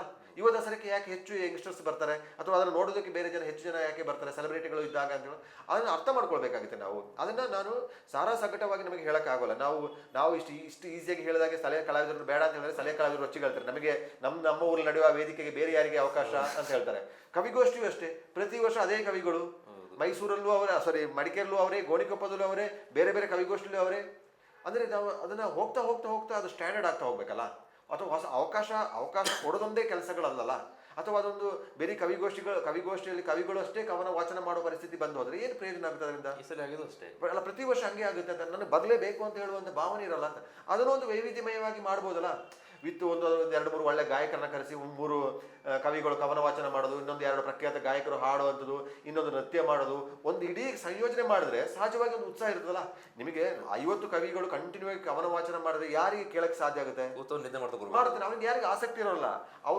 ಆಗ ಇದರಿಂದ ಜನ ಹೊರಗಿರ್ತಾರೆ. ಜನರು ಸಹಭಾಗಿತ್ವ ಆಗಬೇಕು ಅಂತ ಹೇಳಿದ್ರೆ ಈಗ ಒಂದು ನೃತ್ಯ ಕಾರ್ಯಕ್ರಮನ ಆಯೋಜನೆ ಮಾಡ್ಕೊಳ್ಬೋದು, ಅದರೊಟ್ಟಿಗೆ ಹಾಡು ಗಾಯನವನ್ನು ಜೋಡಿಸಿ ಮಾಡ್ಬೋದು, ಚಿತ್ರ ಬಿಡಿಸುವಂಥದ್ದು ಮಾಡ್ಬೋದು, ವೈವಿಧ್ಯಮಯವಾದ ಹಾಸ್ಯವನ್ನು ಹೇಳುವಂತ ಇರ್ಬೋದು. ಅದನ್ನ ಮಾಡಬೇಕು ಅಂತ ಹೇಳಿದ್ರೆ ನಿಮಗೆ ಒಂದು ಆಸಕ್ತಿ ಬೇಕಾಗುತ್ತೆ, ಹೊಸತನವನ್ನ ರೂಪಿಸಬೇಕಾಗುತ್ತೆ, ಹೊಸ ಬಗೆಯ ಯೋಚನೆ ಮಾಡಬೇಕಾಗುತ್ತೆ, ಕೊಡಬೇಕು ಅನ್ನೋ ರೀತಿಯಲ್ಲಿ ಯೋಚನೆ ಮಾಡಬೇಕು. ಹೇಗೆ ಅಂತ ಹೇಳಿದ್ರೆ ಹಿಂದಿನವ್ರು ನಡ್ಸ್ಕೊಂಡು ಬಂದಿದ್ದಾರೆ, ನಮ್ದು ಒಂದಷ್ಟು ಕವಿಗಳನ್ನ ಕರೆಸಿ ಕವನ ವಾಚನ ಮಾಡಿ ಒಂದು ಕವನ ಸಂಕಲನ ಬಿಡುಗಡೆ ಮಾಡ್ತಾರೆ, ಕೆಲಸ ಮುಗೀತು. ಅಲ್ಲ, ಅದು ಕರೆಕ್ಟ್. ಅದರೊಂದಿಗೆ ಏನಾಗುತ್ತೆ, ಇಲ್ಲಿ ಅವರಿಗೆ ಅನುದಾನವನ್ನು ಎಷ್ಟು ಲೇಟ್ ಆಗೋದು, ಇವನ ಹಣವನ್ನು ಹೊಂದಿಸಕ್ಕೆ ಓಡಾಡಬೇಕು. ಒಂದು ಕಡೆ ಕಲಾವಿದರಿಗೆ ಕೊಡೋಕ್ಕೆ ದುಡ್ಡೆಲ್ಲಿ ಅಂತ ಅದರ ಬಗ್ಗೆ ಯೋಚನೆ ಮಾಡಬೇಕಾಗುತ್ತೆ. ಇನ್ನು ಕಲಾವಿದರ ಒತ್ತಡಗಳು, ನನಗೆ ಈ ದಿನ ಕೊಡು, ಆಯುಧ ಪೂಜೆ ಕೊಡು, ವಿಜಯದಶಮಿ ಕೊಡು, ನನಗೆ 7 ಗಂಟೆ ಕೊಡು, ನನಗೆ 9 ಗಂಟೆ ಕೊಡು, ನನಗೆ ನನಗೆ 10 ಗಂಟೆಗೆ ಕೊಡು, ನನಗೆ ಫಸ್ಟ್ ದಿನ ಕೊಡು, ನನಗೆ ಸೆಕೆಂಡ್ ದಿನ ಕೊಡು, ಅಲ್ಲಿ ಕೊಡು, ಇಲ್ಲಿ ಕೊಡು, ಇವರ ಒತ್ತಡದಲ್ಲಿ ಹೈರಾಣಾಗಿ ಹೋಗಿರ್ತಾರೆ. ಅದಕ್ಕೊಂದಷ್ಟು ಬೇರೆ ಕಡೆಯಿಂದ ಪ್ರೆಷರ್ ಇರ್ತದೆ. ಮತ್ತೆ ಮಿನಿಸ್ಟರ್ ಕಡೆಯಿಂದ ಫೋನ್ ಮಾಡೋದು, MLA ಕಡೆಯಿಂದ ಫೋನ್ ಮಾಡೋದು, ದಸರಾ ಕಮಿಟಿಯವರು ನಮ್ಮ ಕಡೆಯವರು ಅಂತ ಹೇಳೋದು, ಆ ಕಮಿಟಿ ಅಧ್ಯಕ್ಷ ಇದ್ರೆ ಅವನ ಜಾತಿಯವರು ಒಂದಿಷ್ಟು ಫೋನ್ ಮಾಡೋದು, ಅವನ ಕ್ಲಾಸ್ಮೇಟ್ಗಳು ಫೋನ್ ಮಾಡೋದು, ಒತ್ತಡ ಸರಮಾಲೆಗಳಿರುತ್ತೆ. ಅವರು ಅದನ್ನೆಲ್ಲ ನಿಭಾಯಿಸಿ ಬರೋಕ್ಕೆ ಬಹಳ ಕಷ್ಟಗಳಿರ್ತದೆ. ಅದನ್ನೇ ಹೇಳೋದು, ಅದನ್ನೇ ಯೋಚನೆ ಮಾಡಬೇಕು. ಇದೆಲ್ಲವನ್ನ ನಿಮಗೆ ಈ ಬದಲಾವಣೆಗಳನ್ನು ಯಾವಾಗ ತರಕ್ಕೆ ಸಾಧ್ಯ ಆಗುತ್ತೆ ಅಂತ ಹೇಳಿದ್ರೆ, ಇದು ಈ ವರ್ಷ ನಡೆದ ವಿದ್ಯಮಾನ ಪಾಠವಾಗಿ ಮುಂದಿನ ವರ್ಷದ ಸಿದ್ಧತೆ. ನಾನು ನಮ್ಮೊಬ್ಬ ಜನಪ್ರತಿನಿಧಿಯೊಟ್ಟಿಗೆ ಮಾತಾಡ್ತಿರೋ ಹೇಳಿದೆ, ಕನಿಷ್ಠ ಒಂದು 6 ತಿಂಗಳ ಮೊದಲೇ ನಾವು ಸಿದ್ಧತೆಯನ್ನು ಪ್ರಾರಂಭಿಸಬೇಕು. ಏನೇನು ಕಾರ್ಯಕ್ರಮ ರೂಪಿಸ್ತೀವಿ ಅಂತ ಹೇಳೋದನ್ನು ಸಿದ್ಧತೆ ಮಾಡ್ಕೊಳ್ಬೇಕು. ಅದಕ್ಕೆ ನಿಟ್ಟಿನಲ್ಲಿ ನಾವು ಪೂರಕವಾಗಿ ಯೋಜನೆಗಳನ್ನ ರೂಪಿಸ್ಕೊಳ್ಳೋಕ್ಕೆ ಸಾಧ್ಯ ಆಗುತ್ತೆ. ನೀವು ಸಂತೆಯಲ್ಲಿ 4 ಮೊಳ ಹೆಣದ ಹಾಗೆ ಇಲ್ಲಿ ಮಾಡಕ್ಕೆ ಹೋದರೆ ಯಾವಾಗಲೂ ನಿರೀಕ್ಷೆ ಮಾಡೋಕ್ಕೆ ಸಾಧ್ಯ ಆಗೋದಿಲ್ಲ. ಯಾವುದನ್ನು ನಿರೀಕ್ಷೆ ಮಾಡೋಕ್ಕೆ ಸಾಧ್ಯ. ಮಡಿಕೇರಿ ದಸರಾ ಅಥವಾ ಗೋಣಿಕೊಪ್ಪ ದಸರಾ ಎಲ್ಲೂ ಕೊನೆ ಕ್ಷಣದ ಸಿದ್ಧತೆಗಳೇ ನಡೀತೈತೆ. ನನಗೆ ಅನಿಸೋದು ಅದನ್ನ ಹೇಗೆ ಮಾಡ್ತಾರೆ ಅಂತ ಆಶ್ಚರ್ಯ ಆಗುತ್ತೆ. ದುಡ್ಡೇ ಘೋಷಣೆ ಆಗಿರಲ್ಲ, ಒಂದು 7-8 ದಿನದಲ್ಲಿ ಗ್ಯಾಲರಿ ಇದು ಸಭಾಂಗಣ ನಿರ್ಮಾಣ ಮಾಡ್ತಾರೆ, ಲೈಟಿಂಗ್ಸ್ ಮಾಡ್ತಾರೆ, ಕಲಾವಿದರ ಆಯ್ಕೆ ಮಾಡ್ತಾರೆ, ತಂಡಗಳ ಆಯ್ಕೆ ಇರುತ್ತೆ, ಕವಿಗೋಷ್ಠಿ ಕವನಗಳನ್ನ ಆಯ್ಕೆ ಮಾಡ್ತಾರೆ. ನಿಜವಾಗ್ಲೂ ಎಲ್ಲ ಸರವೇಗದಲ್ಲಿ ನಡೀತದೆ. ಅವರು ನಿಜವಾಗ್ಲೂ ನಾವು ಏನೋ ಮಾತಾಡುವಂಥ ಮಾತು ಅವ್ರಿಗೆ ಘಾಸಿ ಆಗುತ್ತೆ. ಯಾಕೆಂದ್ರೆ ನಾವು ಶ್ರಮ ಪಟ್ಟಿದ್ದೀವಿ ನೋಡಿ, ಇವರು ಇಷ್ಟು ಸುಲಭವಾಗಿ ಹೇಳ್ಬಿಡ್ತಾರೆ, ಅವರೇ ಬಂದು ನೇತ್ರ ವಹಿಸ್ಕೊಳ್ಳಿ ಆಗ ಗೊತ್ತಾಗುತ್ತೆ ಅಂತ ಹೇಳಿ ಯಾರ್ಬೇಕಾದ್ರೆ ಅವರಿಗೆ ಅದರ ಕಷ್ಟಗಳು ಅವ್ರು ಬಂದು ಮಾಡಿದಾಗ ಗೊತ್ತಾಗುತ್ತೆ. ಮಾತಾಡೋದು ಸುಲಭ ಅಂತ ಹೇಳ್ತಾರೆ. ಮತ್ತೆ ಅದರಲ್ಲಿ ಹೊಸತನ ಮಾಡಬೇಕು ಅಂದರೆ ನಾವು ಇನ್ನೊಂದು, ಈ ಕಮಿಟಿಯಲ್ಲಿರು ಸಹ ಮುಕ್ತ ವಾತಾವರಣದಲ್ಲಿ ಇರಬೇಕು. ಒಂದು ಸಮಿತಿಗೆ ಅಧ್ಯಕ್ಷ ಅಂತ ಇಟ್ಕೊಳ್ಳಿ, ಆ ಅಧ್ಯಕ್ಷ ಸೇರಿಸ್ಕೊಳ್ಳುವಾಗ ನನಗೆ ಬೇಕಾದ ಬಳಗವನ್ನು ಸೃಷ್ಟಿ ಮಾಡ್ಕೊಳ್ಳೋದಲ್ಲ. ನನ್ನ ಮಾತು ಕೇಳುವವರು, ನನಗೆ ಇಷ್ಟ ಆಗುವವರು, ಇಷ್ಟ ಆಯ್ಕೆ ಮಾಡ್ಕೊಂಡ್ರೆ ಮುಕ್ತವಾಗಿ ಹೊಸ ಮುಕ್ತವಾಗಿ ವಾತಾವರಣ ಇರಬೇಕು. ಅವಕಾಶ ಅಂತ ಹೇಳೋದಕ್ಕಿಂತ ನನ್ನವರಿಗೆ ನನಗೆ ಬೇಕಾದವರಿಗೆ ಅವಕಾಶ ಕೊಡ್ತೀನಿ ಅಂತ ಹೇಳೋ ಬದಲು ಇದನ್ನು ವೈವಿಧ್ಯವಾಗಿ ಮಾಡೋದಕ್ಕೆ ಏನೇನು ಮಾಡ್ಬೋದು ಅಂತ ಬೇರೆ ಬೇರೆ ವಲಯದವ್ರನ್ನ ತೊಡಗಿಸ್ಕೊಳ್ಳೋಕೆ ಸಾಧ್ಯ ನಮ್ಮ ಅವಧಿಯಲ್ಲಿ ಹೇಗೆ ಡಿಫ್ರೆಂಟ್ ಆಗಿ ಕೊಡ್ಬೋದು, 4 ಜನ ಮಾತಾಡೋಕೆ ಮಾಡ್ಬೇಕು ಒಳ್ಳೆ ರೀತಿಯಲ್ಲಿ. ಇಂಥ ಅಧ್ಯಕ್ಷ ಇದ್ದಾಗ ಇಂಥ ಕಾರ್ಯಕ್ರಮ ಮಾಡೋದಪ್ಪ ಅಂತ. ನಾವು ಹಿಂದೆ ಈ KMB ಗಣೇಶ್ ಅವರು ಆ ಟೈಮಲ್ಲಿ ಒಂದು ಸುಮಾರು ಕಾರ್ಯಕ್ರಮ ಮಾಡ್ತಾ ಇದ್ರು, ಅನುರಾಗ್ ತಿವಾರಿ DC ಆಗಿದ್ದಾಗ. ಆ ಸಂದರ್ಭದಲ್ಲಿ ಕೊಡ್ತಾ ಇದ್ದ ಕಾರ್ಯಕ್ರಮಗಳು ಜನರನ್ನ ಸೆಳಿತಾ ಇತ್ತು. ನಂತರ ಬರ್ತಾ ಅದು ಅಲ್ಲೂ ಈಗ KMB ಗಣೇಶಿಗೆ ಏನಿರುತ್ತೆ ಅಂತ ಹೇಳಿದ್ರೆ, ಅವರಿಗೆ ಕಾರ್ಯಕ್ರಮ ಚೆನ್ನಾಗಿ ಆಗ್ಬೇಕಂತ ಇರುತ್ತೆ. ಈಗ ನೀವು ಸಲಹೆ ಕೊಟ್ಟರೆ ನಿಮ್ಮ ಸಲಹೆ ತಗೊಳ್ತಾರೆ, ಅದು ಏನಕ್ಕೆ ಒಳ್ಳೆ ಕಾರಣ ಕೊಟ್ಟಿದ್ದಾರೆ ಅಂತ. ನಾನು ಸಲಹೆ ಕೊಟ್ಟರೆ ನನ್ನ ಸಲಹೆ ತಗೊಳ್ತಾರೆ, ಯಾಕಂದ್ರೆ ಒಳ್ಳೆ ಕಾರಣ ಅಂತ. ಆ ಥರ ಮುಕ್ತ ಮನಸ್ಸುಗಳು ಇರುವಂಥವ್ರು ಬೇಕಾಗುತ್ತೆ. ನಾನು ಅದಕ್ಕೆ ಹೇಳಿದ್ರು, ನಮ್ಮವರಿಗೆ ನಮಗೆ ಬೇಕಾದವರಿಗೆ ಅವಕಾಶ ಕೊಡಬೇಕು, ನಮಗೆ ಬೇಕಾದವರಿಗೆ ಅವಕಾಶ ಸೇರಿಸ್ಕೊಳ್ಬೇಕು ಅಂತ ಹೇಳೋ ಯೋಚನೆ ಬಿಟ್ಟು ಕಾರ್ಯಕ್ರಮ ಫೋಕಸ್ ಆಗಿ ಮಾಡಿದೆ. ತುಂಬ ಜನ ಕೆಲವರು ಅಲ್ಲಿ ಅವರೊಂದು ಈ ಜಮ್ಮ ಹಿಡುವಳಿ ಅಂತ ಹೇಳ್ತಾರಲ್ಲ, ಅವ್ರದೇ ಸ್ಥಿರಾಸ್ತಿ ಅವರೇ ಇಟ್ಕೊಂಡು ಅವರೇ ನಿಯಂತ್ರಣದಲ್ಲಿ ನಡೀತಾ ಇರ್ತದೆ. ಅವರಿಂದ ಒಳ್ಳೆಯದೇ ಆಗ್ತಿರ್ಬೋದು, ಅಥವಾ ಏನು ವಾತಾವರಣ ಇದೆ ಅವ್ರು ಬಿಟ್ಟು ಬೇರೆ ಯಾರಿಗೆ ಈ ಕಾರ್ಯಕ್ರಮ ಮಾಡೋಕ್ಕೇ ಸಾಧ್ಯ ಆಗೋಲ್ಲ ಅಂತ ಹೇಳುವಂಥ ಭಾವನೆಯನ್ನು ಸೃಷ್ಟಿ ಮಾಡ್ಕೊಂಡಿರ್ತಾರೆ. ಕೆಲವರು ಅವರ ಅವಧಿ ಮುಗ್ದ ನಂತರ ಬೇರೆಯವರಲ್ಲಿ ಅವರು ಪರೋಕ್ಷವಾಗಿ ಬಂದು ಅದನ್ನು ನಿಯಂತ್ರಣ ಮಾಡೋಕ್ಕೆ ಪ್ರಯತ್ನ ಪಡ್ತಾರೆ. ಅಥವಾ ಈಗ ನೋಡಿ, ಮಡಿಕೇರಿ ನಗರ ಅಧ್ಯಕ್ಷರುಗಳು, ದಸರಾ ಸಮಿತಿ ಅಧ್ಯಕ್ಷರುಗಳು, ಅವರು ನಗರ ದಸರಾ ಸಮಿತಿಯ ಪದನಿಮಿತ್ತ ಅಧ್ಯಕ್ಷರುಗಳು, ಉಪಾಧ್ಯಕ್ಷರು ಪದನಿಮಿತ್ತ ಉಪಾಧ್ಯಕ್ಷರು, ಪ್ರಧಾನ ಕಾರ್ಯದರ್ಶಿ ಖಜಾಂಚಿ ಅಲ್ಲೇ ದಸರಾ ಮಡಿಕೇರಿ ನಗರಸಭೆಯ ಅವರೇ ಜನಪ್ರತಿನಿಧಿ ಇರ್ತಾರೆ. ಕಾರ್ಯಾಧ್ಯಕ್ಷರು ದಸಮಂಟಪ ಸಮಿತಿ ಪರವಾಗಿ ಒಬ್ಬರನ್ನ ಕಾರ್ಯಾಧ್ಯಕ್ಷ ಮಾಡ್ತಾರೆ. ನನಗೆ ದಸರಾ ಸಮಿತಿಯವರಿಗೆ ಇನಿಷಿಯೇಟಿವ್ ತಗೊಳ್ಬೇಕಲ್ಲ, ಅಷ್ಟು ನಗರಸಭೆಯವರು ಎಷ್ಟು ಇನಿಷಿಯೇಟಿವ್ ತಗೊಳ್ತಾರೆ? ಇಡೀ ನಗರಸಭೆಯ ಆಡಳಿತ ವ್ಯವಸ್ಥೆ ಅದೊಂದು ಭಾಗ ಅಂತ ಹೇಳುವ ರೀತಿಯಲ್ಲಿ ಇನ್ವಾಲ್ವ್ ಆಗಬೇಕು. ಇಡೀ ಪುರಸಭೆಯ ಸದಸ್ಯರು, ನಗರಸಭೆಯ ಸದಸ್ಯರುಗಳು ಇಡೀ ನಮ್ಮ ಭಾಗ, ನಾವೇನು ಕೊಡುಗೆ ಕೊಡೋಕ್ಕೆ ಸ್ಟಾರ್ಟ್ ಆಗಿ ನಾವು ಜವಾಬ್ದಾರಿಯಿಂದ ಏನು ನಿರ್ವಹಿಸೋಕ್ಕಾಗುತ್ತೆ ಅಂತ ಹೇಳೋ ಯೋಚನೆ. ಎಷ್ಟು ಜನ ಸದಸ್ಯರು ಆ ಕಾರ್ಯಕ್ರಮದಲ್ಲಿ ಇನ್ವಾಲ್ವ್ ಆಗ್ತಾರೆ? ಕಾಣಿಸ್ಕೊಳ್ಳದೇ ಇರುವ ಸದಸ್ಯರುಗಳು ಇದ್ದಾರೆ. ಅಂದರೆ ನೀವು ಯಾವುದೇ ಸಮುದಾಯ, ಯಾವುದೇ ಧರ್ಮಕ್ಕೆ ಸೇರಿರಿ, ನಿಮ್ಮ ವಾರ್ಡಿನ ವ್ಯಾಪ್ತಿಯಲ್ಲಿ ಇದು ನಾಡ ಹಬ್ಬ, ಹಿಂದೂ ಆಚರಣೆಯೇ ಇರ್ಬೋದು, ಎಲ್ಲರೂ ಪಾಲ್ಗೊಳ್ಳಿ, ಚಾಮುಂಡೇಶ್ವರಿ ಆರಾಧನೆ ಇರ್ಬೋದು, ಕರಗೋತ್ಸವ ಅಂದರೆ ದೇವಸ್ಥಾನದ ಆರಾಧನೆ ಇರ್ಬೋದು. ಆದರೆ ಇದನ್ನು ನಾಡ ಹಬ್ಬವಾಗಿ ಪ್ರತಿಯೊಬ್ಬರ ಇನ್ವಾಲ್ವ್ಮೆಂಟಿಗೆ ಅವಕಾಶಗಳಿದೆ. ಆ ಇನ್ವಾಲ್ವ್ಮೆಂಟ್ ಮಾಡುವಂಗೆ ವಾತಾವರಣ ಸೃಷ್ಟಿ ಮಾಡಬೇಕು. ನಗರಸಭೆನೇ ಮಡಿಕೇರಿ ನಗರ ದಸರಾ ಸಮಿತಿಯೊಳಗೆ ಮಡಿಕೇರಿ ನಗರಸಭೆಯವರಿಗೆ ಪ್ರಮುಖ ಸ್ಥಾನ ಇರೋ ಕಾರಣಕ್ಕಾಗಿ ಎಲ್ಲ ಜವಾಬ್ದಾರಿಯೊಳಗೆ ಅವ್ರು ಇರಬೇಕಾಗುತ್ತೆ. ಈಗ ದಶಪ ಮಂಟಪಗಳ ಗೊಂದಲ ಆಯಿತು, ದೀರ್ಘಕಾರಿಕೆ, ಇದರಲ್ಲಿ ದಸರಾ ಸಮಿತಿಯವರು, ಇದು ಮೇನ್ ಕಮಿಟಿಯವರಾಗಲಿ ಅಥವಾ ನಗರಸಭೆದು ಏನು ಪಾತ್ರ ಇದೆ, ಅವ್ರಿಗೆ ಏನು ಸಂಬಂಧ ಇಲ್ಲ ರೀತಿಯಲ್ಲಿ ಇದ್ದು ಬಿಡೋದು. ಈ ಥರ ಆಗಬಾರ್ದು. ಅವ್ರ ಜವಾಬ್ದಾರಿನ ಸೀರಿಯಸ್ ಆಗಿ ತೆಗೆದುಕೊಳ್ಳುವಂಥದ್ದು ಇರಬೇಕು. ಅಂದರೆ ನಾವು ಇನ್ನಷ್ಟು ಒಳ್ಳೆಯ ಕಾರ್ಯಕ್ರಮಗಳ ಮಾಡುವ ರೀತಿಯಲ್ಲಿ ಏನು ಕಳಂಕಗಳಿದೆ ಅದನ್ನು ತೊಡೆದು ಹಾಕುವ ರೀತಿ, ತಪ್ಪುಗಳು ಆಗಿ ಹೋಗುತ್ತೆ ಅಥವಾ ಅಚಾತುರ್ಯ ನಡೆದು ಹೋಗುತ್ತದೆ, ನಾವು ಊಹಿಸಿದ ರೀತಿಯಲ್ಲಿ ಆಗಕ್ಕೆ ಸಾಧ್ಯ ಆಗೋಲ್ಲ. ಕೆಲವು ಸಲ ಮಳೆ ಬಂದು ಎಲ್ಲ ಅಸ್ತವ್ಯಸ್ತಗಳಾಗುತ್ತೆ. ಸಹಜವಾಗಿ ಏನು ಆಗುತ್ತೆ ಅಂತ ಹೇಳೋಕೆ ಕೆಲವು ನಮ್ಮ ಕೈಯಲ್ಲಿ ಇಲ್ಲದೇ ಇರೋದು ಘಟಿಸಿ ಹೋಗಿರ್ತದೆ. ಅದನ್ನು ಎಷ್ಟು ಮಟ್ಟಿಗೆ ಅದನ್ನು ಕಡಿಮೆ ಮಾಡೋಕ್ಕೆ ಸಾಧ್ಯ ಆಗಿ ಮತ್ತಷ್ಟು ಒಳ್ಳೆ ಕಾರ್ಯಕ್ರಮಗಳನ್ನ ಸೇರಿಸ್ಪಡೆ ಆ ಕಡೆ ಯೋಚನೆ ಮಾಡಬೇಕಾಗಬೇಕು. ಈಗ ಅನಿಲ್ ಜೆಟ್ಟಿ ಅವರು ಮಕ್ಕಳ ದಸರಾ, ಮಹಿಳಾ ದಸರಾ, ಕಾಫಿ ದಸರಾ ಕೊಡದೆ ಹೋದರೆ ಒಂದಷ್ಟು ಒಳ್ಳೆ ಸೇರ್ಪಡೆಗಳು ಆಗ್ತಾ ಇರಲಿಲ್ಲ. ಆ ಥರದ ಚಿಂತನೆಗಳನ್ನ ಮತ್ತಷ್ಟು ಇಡೀ ನವರಾತ್ರಿಯ ಸಂದರ್ಭದ ಎಲ್ಲ ದಿನಗಳಲ್ಲೂ ಕಾರ್ಯಕ್ರಮಗಳು ಇರುವ ರೀತಿ ಡೇ ಟೈಮು ಇರಬೇಕು, ಹಗಲೂ ಇರಬೇಕು. ರಾತ್ರಿಯ ಕಾರ್ಯಕ್ರಮದಲ್ಲಿ ಏನು ತೊಂದರೆ ಆಗ್ತಿದೆ, ಮಕ್ಕಳಿಗೆ ಏನು ತೊಂದರೆ ಆಗ್ತಿದೆ ಅಂತ ಹೇಳೋದ್ರೆ ನಾವು ಇಲ್ಲಿ ಯೋಚನೆ ಮಾಡಬೇಕು. ಸ್ಥಳೀಯ ಕಲಾವಿದರ ಬದಲು ಆ ಜನ ವೀಕ್ಷಣೆ ಹೆಚ್ಚು ಮಾಡುವಂಥ, ಜನರಿಗೆ ಹೆಚ್ಚು ಆಸಕ್ತಿ ಇರುವಂಥ ಕಾರ್ಯಕ್ರಮನ ಜೋಡಣೆ ಮಾಡೋಕ್ಕೆ ಸಾಧ್ಯ ಆಗುತ್ತೆ ಅಂತ ನೋಡಿ ಬೇರೆ ಬೇರೆ ಪ್ರದೇಶಗಳಿಂದ ಕಲಾವಿದರನ್ನ ನಮಗೆ ಇಲ್ಲಿ ಪರಿಚಯ ಮಾಡೋಕ್ಕೆ ಸಾಧ್ಯ ಆಗುತ್ತಾ, ಪ್ರಖ್ಯಾತ ಕಲಾವಿದರನ್ನ ನಮ್ಮ ಊರಿನಲ್ಲೇ ನೋಡೋಕ್ಕೆ ಅವಕಾಶಗಳಾಗುತ್ತಾ ಅಂತ ಹೇಳೋದನ್ನ ಯೋಚನೆ ಮಾಡಬೇಕು. ನೋಡಿ, ಮಡಿಕೇರಿಗೆ ಬಂದ ಎಲ್ಲ ಬಹುತೇಕ ದೊಡ್ಡ ದೊಡ್ಡ ಕಲಾವಿದರುಗಳು ನಮ್ಮನ್ನು ಇವಾಗ ಕರೆದಿದ್ದಾರೆ, ನಾವು ಮೊದಲೇ ಕಾಯ್ತಿದ್ವಿ ಅಂತ. ರಘು ದೀಕ್ಷಿತ್ ಹೇಳ್ತಾರೆ, ನಾನು 1978ರಿಂದನೇ ಕಾಯ್ತಾ ಇದ್ದೀನಿ ಮಡಿಕೇರಿ ದಸರಾಕ್ಕೆ ಬರಬೇಕು ಅಂತ. ಹಾಗಾದ್ರೆ ಈ ಕಾರ್ಯಕ್ರಮ ಕೊಡಬೇಕು ಅಂತೇಳಿ ಅವ್ರು ಬಯಸ್ತಾರೆ. ನಾವು ಇಷ್ಟು ತಡವಾಗಿ 30-40 ವರ್ಷ ತಡವಾಗಿ ನಾವು ರಘು ದೀಕ್ಷಿತನ ಕರೆಯೋಕೆ ಹೋಗ್ತೀವಿ. ಯಾಕೆ ಕರಿಬಾರ್ದು ಅಂತಿರಲ್ಲ, ಅವ್ರ ಬಜೆಟ್ ಜಾಸ್ತಿ ಇರ್ಬೋದು, ಅವ್ರು ನಮಗೆ ಸಿಗ್ಲಿಕ್ಕಿಲ್ಲ ಅಂತ ಕಾರಣಕ್ಕಾಗಿ ಕರೆಯಲ್ಲ. ವಿಜಯ ಪ್ರಕಾಶ್ ಕಳೆದ ಸಲ ಬಂದಿದ್ದಾಗ ಅವರು ಸಹ ಹೇಳಿದ್ರು, ನಾನು ಮಡಿಕೇರಿ ದಸರಾಕ್ಕೆ ಬರಬೇಕು ಅಂತ ನನಗೆ ಭಾಳ ಆಸಕ್ತಿ ಇತ್ತು, ಶಾಸಕರ ಮೂಲಕ ಕರೆದಾಗ ನಾನು ಬಂದೆ ಅಂತ ಹೇಳಿದ್ರು. ಅಂದರೆ ಒಂದು ಅಂಥವ್ರ ಕಾರ್ಯಕ್ರಮನ ನಾವು ಟಿವಿಯಲ್ಲಿ ನೋಡುವಂಥವ್ರನ್ನ ಅಥವಾ ಪರದೆಯಲ್ಲಿ ನೋಡುವಂಥವ್ರನ್ನ ನಮ್ಮ ಮುಂದೆ ಬಂದಾಗ ಸಹಜವಾಗಿ ಕುತೂಹಲ ಆಗಿರುತ್ತೆ. ಸೆಲೆಬ್ರಿಟಿಗಳು ಸಾಕಷ್ಟು ಊರಿನ ಸೆಲೆಬ್ರಿಟಿಗಳು ಇರ್ತಾರೆ, ಅವ್ರನ್ನ ಕರೆಯುವಾಗ ಜನರನ್ನು ಸಂಭ್ರಮಿಸಬೇಕು ಅಂತ. ನಾನು ಒಳ್ಳೆ ರೀತಿಯಲ್ಲಿ ಸಂಭ್ರಮಿಸೋದಕ್ಕೆ ನೀವು ಈಗ ಇನ್ನೊಂದು ಸುಮಾರು ಕಾರ್ಯಕ್ರಮದಲ್ಲಿ ಚಪ್ಪಳೆ ಹೊಡಿರಿ ನಾನು ಯೋಚನೆ ಮಾಡಿ, ನಿರೂಪಕರಿಗೆ ಚಪ್ಪಳೆ ಹೊಡಿರಿ. ನೀವು ಚಪ್ಪಳೆ ಹೊಡಿರಿ ಹೇಳಿಸಿ ಹೊಡೆಯುವ ಅವಶ್ಯಕತೆ ಇಲ್ಲ. ಚಪ್ಪಳೆ ಹೊಡಿಬೇಕು ಅಂತ ಮನಸ್ಸು ಅಂದ್ರೆ ಅವರೇ ಚಪ್ಪಳೆ ಹೊಡಿತಾರೆ. ನೀವು ಕುಣಿರಿ ಅಂತ ಕುಣಿಬೇಕಾಗಿಲ್ಲ, ಅವ್ರು ಕುಣಿಯುವಾದ್ರೆ ಅವರೇ ಕುಣಿತಾರೆ. ಅಂತ ವಾತಾವರಣ ಬಂದ್ರೆ ಅವರೇ ಕುಣಿತಾರೆ. ಮೈಸೂರು ಯುವ ದಿವಸದಲ್ಲಿ ಎಲ್ಲರೂ ಕುಣಿತಿರ್ತಾರೆ, ನೀವೇನು ಕುಣಿರಿ ಅಂತ ಹೇಳಬೇಕಾಗಿಲ್ಲ. ಇಲ್ಲಿ ಚಪ್ಪಳೆ ಹೊಡಿರಿ ಅಂತ ಹೇಳೋದೇ ಒಂದು ನಿರೂಪಣೆ ಆಗ ಅವಶ್ಯಕತೆ ಇಲ್ಲ. ಆ ಚಪ್ಪಳೆ ಹೊಡೆಯುವ ರೀತಿಯಲ್ಲಿ ಕಾರ್ಯಕ್ರಮ ಕೊಡುವಂತ ಕಲಾವಿದರು ಕರ್ಕೊಂಡು ಬರ್ಬೇಕಾಗುತ್ತೆ. ಹಾಸ್ಯೋತ್ಸವ ಇರ್ಬೋದು, ಬೇರೆ ಬೇರೆ ಕಾರ್ಯಕ್ರಮ, ವೆರೈಟಿ ಕಾರ್ಯಕ್ರಮ ಕೊಡೋದಕ್ಕೆ ಮಾಡ್ಬೇಕು. ಇದೆಲ್ಲವನ್ನ ಕೊನೆ ಕ್ಷಣದಲ್ಲಿ ಮಾಡುವ ಸಿದ್ಧತೆಗಳನ್ನೇ ಸಾಧ್ಯ ಆಗೋಲ್ಲ. ಬಹುಶಃ ನಾವು ಏನು ಚರ್ಚೆ ಮಾಡ್ತಿದ್ವಿ ಇದೆಲ್ಲ ಒಳ್ಳೆಯ ಆಶಯದೊಂದಿಗೆ ಲೆಕ್ಕಾಚಾರ ಬೇಗ ಕೊಡುವಂಗೆ ಆಗಲಿ, ತೀರ್ಪುಗಾರಿಕೆಯಿಂದ ಆಗುವ ಗೊಂದಲ ನಿವಾರಣೆಗೆ ಏನು ಮಾಡ್ಬೋದು ಅಂತ ಯೋಚನೆ ಮಾಡುವಂಗಾಗಲಿ, ಹೆಚ್ಚು ಜನ ಶೋಭಾಯಾತ್ರೆಯನ್ನು ವೀಕ್ಷಣೆ ಮಾಡುವ ರೀತಿಯಲ್ಲಿ ಆಗಲಿ, ಸಂಸಾರ ಸಮೇತ ಮಡಿಕೇರಿ ದಸರಾಕ್ಕೆ ಬರುವ ರೀತಿಯಲ್ಲಿ ಆಗಲಿ, ಕ್ರೀಡಾಂಗಣಕ್ಕೆ ಧಕ್ಕೆ ಆಗಿದೆ ಅಂತ ಹೇಳುವ ಬದಲು ಅದನ್ನು ನಿರ್ವಹಣೆ ಮಾಡೋದಕ್ಕೆ ಏನು ಮಾಡಬೇಕು ಅಂತ ಹೇಳೋದನ್ನ ಯೋಚನೆ ಮಾಡುವ ರೀತಿಯಲ್ಲಿ ಆಗಲಿ, ನವರಾತ್ರಿಯ ಎಲ್ಲ ದಿನಗಳು ಸಹ ಹಗಲು ರಾತ್ರಿ ಸಂಭ್ರಮಿಸುವ ರೀತಿಯಲ್ಲಿ ಇರಲಿ, ಹೊರಗಿನಿಂದ ಬರುವವರಿಗೆ ಯಾವುದೇ ರೀತಿಯ ತೊಂದರೆ ಆಗದ ರೀತಿಯಲ್ಲಿ ಈ ಕಾರ್ಯಕ್ರಮ ಕಟ್ಟಿಕೊಡೋಕೆ ನಮಗೆ ಸಾಧ್ಯ ಆಗುತ್ತಾ ನೋಡುವಂಗಾಗಲಿ, ಸಾಂಸ್ಕೃತಿಕ ಕಾರ್ಯಕ್ರಮನ ವೀಕ್ಷಣೆ ಮಾಡೋಕ್ಕೆ ಜನಸಂದಣಿ ಸೇರುವ ರೀತಿಯಲ್ಲಿ ಕಾರ್ಯಕ್ರಮ ಆಗಲಿ, ಒಂದು ಯುವ ದಸರಾಕ್ಕೆ ಸೇರುವ ಹಾಗೇನೋ ಖ್ಯಾತನಾಮ ಕಲಾವಿದರು ಬಂದು ಕೊಡುವ ಕಾರ್ಯಕ್ರಮಕ್ಕೆ ಸೇರುವ ರೀತಿಯಲ್ಲಿಯೋ ಜನ ಹೆಚ್ಚು ಬರುವ ರೀತಿಯಲ್ಲಿ ನಾವು ಕಾರ್ಯಕ್ರಮವನ್ನು ಕೊಡುವ ರೀತಿಯಲ್ಲಿ ಆ ಕಾರ್ಯಕ್ರಮ ರೂಪಿತ ಆಗುವಂಗೆ ಆಗಲಿ, ಅನುದಾನವನ್ನ ತ್ವರಿತವಾಗಿ ಅನುದಾನ ಸೇರುವಂಗೆ ಆಗಲಿ, 9 ತಿಂಗಳು 10 ತಿಂಗಳು ಕಾಯುವ ಬದಲು ಮುಂದಿನ ವರ್ಷಕ್ಕೂ ಕ್ಯಾರಿ ಆಗುವ ಬದಲು ಆ ತಕ್ಷಣ ಹಣ ಅನುದಾನ ಬರುವ ರೀತಿಯಲ್ಲಿ ಆಗಲಿ, ಆ ಅನುದಾನ ಕಮಿಷನ್ ಪಡೆಯದೆ ನೇರವಾಗಿ ಹಣ ಬರುವಂಗೆ ಇರಲಿ. ಜಿಲ್ಲಾಧಿಕಾರಿ ಖಾತೆಗೆ ಹೋಗ್ತಾರೆ, ಜಿಲ್ಲಾಧಿಕಾರಿ ನೀತಿ ನಿಯಮ, GST, ತೆರಿಗೆ ಕಟ್ ಮಾಡೋದು, ಬಿಲ್ ನೋಡೋದು, ಬಿಲ್ ಪಾಸ್ ಮಾಡೋದು ಇಷ್ಟಕ್ಕೆ ಸೀಮಿತವಾಗುವ ಬದಲು ಜಿಲ್ಲಾಡಳಿತ ಇಡೀ ಜಿಲ್ಲೆಯ ಎಲ್ಲ ಇಲಾಖೆಗಳು ಸೇರುವ ರೀತಿಯಲ್ಲಿ ಒಂದು ಕಾರ್ಯಕ್ರಮಗಳಾಗಲಿ, ಇಲಾಖೆಗಳು ಉಸ್ತುವಾರಿ ಸಚಿವರು ಶಾಸಕರು ಹೇಳುವಾಗ ಅಷ್ಟೇ ಜವಾಬ್ದಾರಿ ವಹಿಸುವ ಬದಲು ಇದು ನಮ್ಮ ನಾಡ ಹಬ್ಬ, ನಮ್ಮ ಪಾತ್ರನೂ ಇದೆ ಅಂತ ಹೇಳುವ ರೀತಿಯಲ್ಲಿ ಮಾಡಿ. ಈಗ ಮೈಸೂರು ಜಿಲ್ಲಾಧಿಕಾರಿ ದಸರಾ ಉದ್ಘಾಟಕರನ್ನು ಹೋಗಿ ಅವ್ರ ಊರಿಗೆ ಹೋಗಿ ಅವರು ಸ್ವಾಗತ ಮಾಡ್ತಾರೆ, ಬೆಂಗಳೂರಿಗೆ ಹೋಗಿ ಉಸ್ತುವಾರಿ ಸಚಿವರ ಜೊತೆಗೆ ಚರ್ಚೆ ಮಾಡ್ತಾರೆ.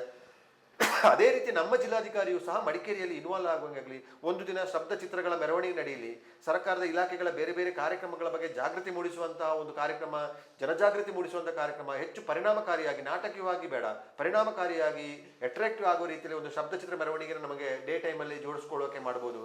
ಪ್ಲಾಸ್ಟಿಕ್ ನಿರ್ಮೂಲನೆ ಇರ್ಬೋದು, ಡ್ರಗ್ಸ್ ನಿರ್ಮೂಲನೆ ಇರ್ಬೋದು, ಇದರ ಬಗ್ಗೆ ಜಾಗೃತಿ ಕಾರ್ಯಕ್ರಮಗಳನ್ನು ಒಂದಿನ ಮಾಡ್ಬೋದು. ವಾಣಿಜ್ಯ ವಿಚಾರಗಳ ಬಗ್ಗೆ, ಆರ್ಥಿಕ ಪರಿಸ್ಥಿತಿಗಳ ಬಗ್ಗೆ, ಉದ್ಯೋಗಾವಕಾಶಗಳ ಬಗ್ಗೆ, ಇದರ ಬಗ್ಗೆ ಒಂದು ಸಂವಾದ ಕಾರ್ಯಕ್ರಮಗಳನ್ನು ರೂಪಿಸಬಹುದು. ಒಂದು ಸಂಪೂರ್ಣ ಎಂಗೇಜ್ ಆಗುವ ರೀತಿಯಲ್ಲಿ ಎಲ್ಲರಿಗೂ ಒಂದು ಅವಕಾಶಗಳು ಆಗುತ್ತೆ. ಅದರೊಂದಿಗೆ ಏನಾಗುತ್ತೆ, ಸಹಜವಾಗಿ ಪ್ರವಾಸೋದ್ಯಮ ಬೆಳವಣಿಗೆ ಸಾಧ್ಯ ಆಗುತ್ತೆ. ಎಲ್ಲ ರೆಸಾರ್ಟ್, ಹೋಮ್ ಸ್ಟೇ, ಹೋಟೆಲ್ಗಳಲ್ಲೂ ಭರ್ತಿಯಾಗಿರುತ್ತೆ. ಇದನ್ನು ನೀವು 1 ತಿಂಗಳು ಮಾಡಿದ್ರೆ ಇದೆಲ್ಲವೂ ಆಕ್ಟಿವಿಟೀಸ್ ಪ್ರತ್ಯಕ್ಷ ಪರೋಕ್ಷವಾಗಿ ಎಲ್ಲರಿಗೂ ಒಂದು ಆದಾಯ ಆಗುವಂಥ, ಬದುಕನ್ನು ಮುನ್ನಡೆಸೋದಕ್ಕೂ ಸಹ ಆಗುವಂಥದ್ದು ಎಲ್ಲವೂ ಆಗುತ್ತೆ. ಒಂದು ಉತ್ಸವದ ರೀತಿಯಲ್ಲಿ ಜನೋತ್ಸವ ಏನಿದೆ, ನಿಜವಾದ ಜನೋತ್ಸವ ಆಗುವ ರೀತಿಯಲ್ಲಿ ಈಗೇನಾಗ್ತಿದೆ, ಏನು ಚರ್ಚೆ ಆಗಬಾರ್ದು ಅದರ ಬಗ್ಗೆ ನಾವು ಹೆಚ್ಚು ಚರ್ಚೆ ಮಾಡ್ತಾ ಹೋಗ್ತೀವಿ. ಸ್ಪರ್ಧೆಗಳ ಬಗ್ಗೆ, DJ ಬಗ್ಗೆ, ಇದರ ಬಗ್ಗೆ ಎಲ್ಲ ಚರ್ಚೆ ಮಾಡ್ಕೊಂಡು ಕೂರುವಂಥ ಪ್ರಶ್ನೆ ಇರಬಾರ್ದು. ಎಷ್ಟು ವರ್ಷ ಅಂತ ಇದ್ರ ಬಗ್ಗೆ ಚರ್ಚೆ ಮಾಡ್ತೀರಿ, ಇದರ ಬಗ್ಗೆ ಜಿಲ್ಲಾ ಕ್ರೀಡಾಂಗಣ ಹಾಳಾಯಿತು ಅಂತೇಳಿ ಎಷ್ಟು ವರ್ಷದಿಂದ ಕೇಳ್ತಿರ್ತೀರಿ, ಅದಕ್ಕೆ ಪರಿಣಾಮಗಳೇನು ಆಗ್ತದೆ, ಏನೂ ಆಗ್ತಾ ಇಲ್ಲ. ಅದನ್ನೆಲ್ಲವನ್ನ ನಿರ್ವಹಣೆ ಆಗುವ ರೀತಿಯಲ್ಲಿ ಮೈಸೂರು ದಸರಾದ ರೀತಿಯಲ್ಲೇ ಮತ್ತಷ್ಟು ವೈಭವವನ್ನು ಮಡಿಕೇರಿ ದಸರಾ ಪಡೆದುಕೊಳ್ಳುವ ರೀತಿಯಲ್ಲಿ ಇವತ್ತು ಮೈಸೂರು ದಸರಾದಲ್ಲಿ ಲಕ್ಷಾಂತರ ರೂಪಾಯಿ ಹಣ ಖರ್ಚು ಮಾಡಿ ವಿದ್ಯುತ್ ಅಲಂಕಾರ ಮಾಡಿ ಮೈಸೂರು ವಿದ್ಯುತ್ ಅಲಂಕಾರ ನೋಡೋದಕ್ಕೆ ಸಾವಿರಾರು ಜನ ಬರ್ತಾರೆ. ದಸರಾ ನಂತರ ಕಳೆದ ನಂತರ ಒಂದು 10 ದಿನ ಮತ್ತೆ ಲೈಟಿಂಗ್ಸ್ ನೋಡಕ್ ಬರ್ತಾರೆ. ಮೈಸೂರು ಅರಮನೆಯನ್ನು ಸಿಂಗರಿಸ್ತಾರೆ, ಮುಖ್ಯ ಬೀದಿಗಳನ್ನು ಸಿಂಗರಿಸ್ತಾರೆ. ಅದರೊಂದಿಗೆ ಡ್ರೋನ್ ಕ್ಯಾಮೆರಾಗಳ ಮೂಲಕ 3000 ಡ್ರೋನ್ ಕ್ಯಾಮೆರಾ ಬಳಸಿ ಬೇರೆ ಬೇರೆ ಚಿತ್ರಗಳನ್ನ ಆಗಸದಲ್ಲಿ ಮೂಡಿಸುವ ಕೆಲಸಗಳನ್ನ ಮಾಡಿದ್ದಾರೆ.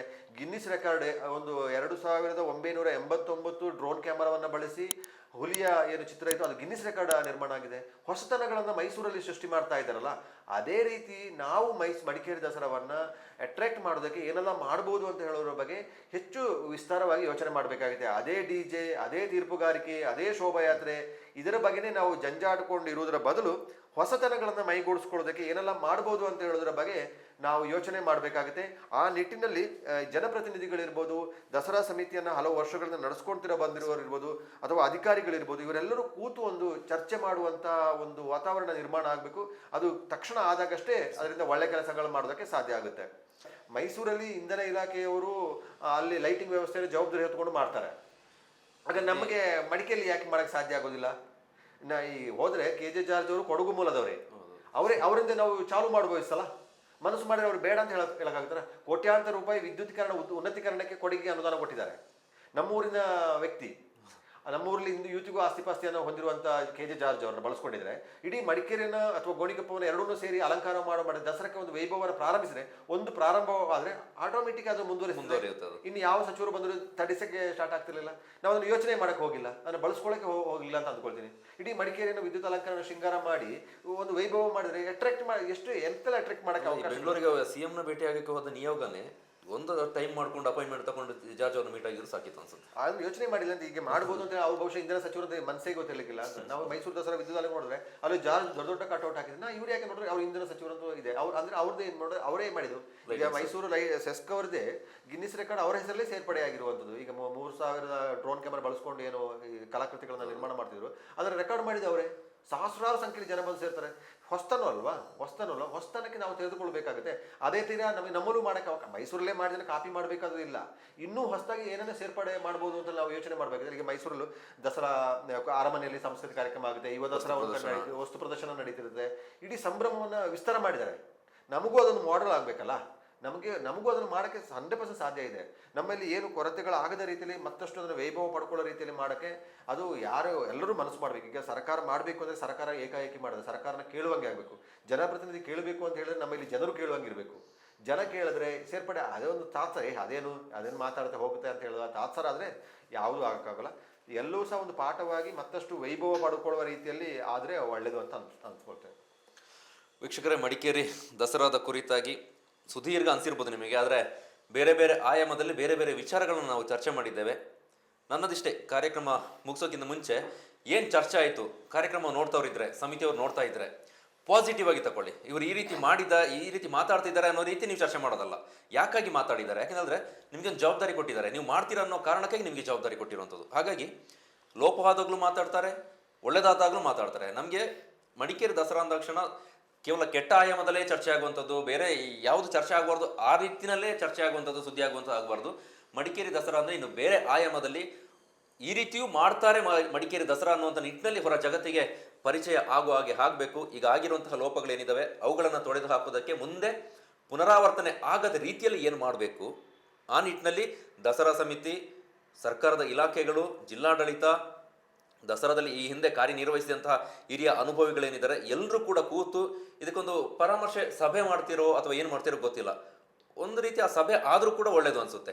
ಈಗ ಇಷ್ಟೆಲ್ಲ ಲೋಪ ಆಯ್ತಲ್ಲ, ಈ ಲೋಪ ಯಾಕಾಯಿತು, ಯಾಕೆ ಮುಂದೆ ಯಾವ ರೀತಿ ಮಾಡ್ಕೊಂಡು ಹೋಗ್ಬೇಕು, ಯಾವ ರೀತಿಯಲ್ಲಿ ಅದನ್ನು ತಡೆಗಟ್ಟಲಿಕ್ಕೆ ಕ್ರಮವನ್ನು ಕೈಗೊಳ್ಬೋದು, ಎಲ್ಲರೂ ಮುಂದೆ ಹೆಜ್ಜೆ ಇಡ್ಬೋದು ಅನ್ನೋ ನಿಟ್ಟಿನಲ್ಲಿ ಎಲ್ಲರನ್ನ ಕೂರಿಸಿ ಒಂದು ಚರ್ಚೆ ಮಾಡಿದಾಗ ಕೇವಲ ನನ್ನದೇ ದಸರಾ ಅಲ್ಲ, ದಸರಾ ಅಂದರೆ ಜನೋತ್ಸವ, ಜನ ಉತ್ಸವವಾಗಿ ಆಗುವಂಥ ನಿಟ್ಟಿನಲ್ಲಿ ದಸರಾ ಸಮಿತಿ, ಸರ್ಕಾರದ ವ್ಯವಸ್ಥೆಗಳು ಆಸಕ್ತಿ ವಹಿಸಲಿ, ಮುಂದಿನ ವರ್ಷಗಳಿಂದ ಅದು ಬದಲಾವಣೆ ಆಗಲಿ ಅನ್ನುವಂತಹ ಆಶಾಭಾವನೆ ಜೊತೆಗೆ ಇವತ್ತಿನ ಈ ಕಾರ್ಯಕ್ರಮವನ್ನು ಮುಗಿಸ್ತಾ ಇದ್ದೇನೆ. ಕುಟುಂಬದ ಚರ್ಚೆಯಲ್ಲಿ ಪಾಲ್ಗೊಂಡಿದ್ದಕ್ಕಾಗಿ ಧನ್ಯವಾದಗಳು.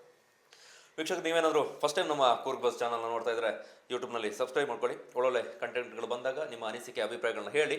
ದಸರಾ ಕುರಿತಾಗಿ ನಿಮ್ಮ ಅನಿಸಿಕೆ, ಈ ಬಾರಿಯ ದಸರಾ ಹೇಗನ್ನಿಸ್ತು, ಮುಂದೆ ಹೇಗಾಗಬೇಕು, ನಾವು ಚರ್ಚೆ ಮಾಡಿದಂಥ ವಿಚಾರದಲ್ಲಿ ನಿಮ್ಮ ಆಯಾಮದ ಚಿಂತನೆ ಕೂಡ ಬೇರೆ ರೀತಿಯಲ್ಲಿ ಇರ್ಬೋದು. ಅದು ಏನಾದರೂ ಇದ್ದರೆ ನಮಗೆ ಕಮೆಂಟ್ ಮೂಲಕ ತಿಳಿಸಿ ಅಂತ ಹೇಳ್ತಾ ಈ ಕಾರ್ಯಕ್ರಮವನ್ನು ಮುಗಿಸ್ತಾ ಇದ್ದೀನಿ. ಎಲ್ಲರೂ ಕ್ಷೇಮವಾಗಿರಿ, ಮತ್ತೆ ಮುಂದಿನ ಎಪಿಸೋಡ್ನಲ್ಲಿ ಸಿಗ್ತೀನಿ. ಎಲ್ರಿಗೂ ಟೇಕ್ ಕೇರ್, ಬಾಯ್.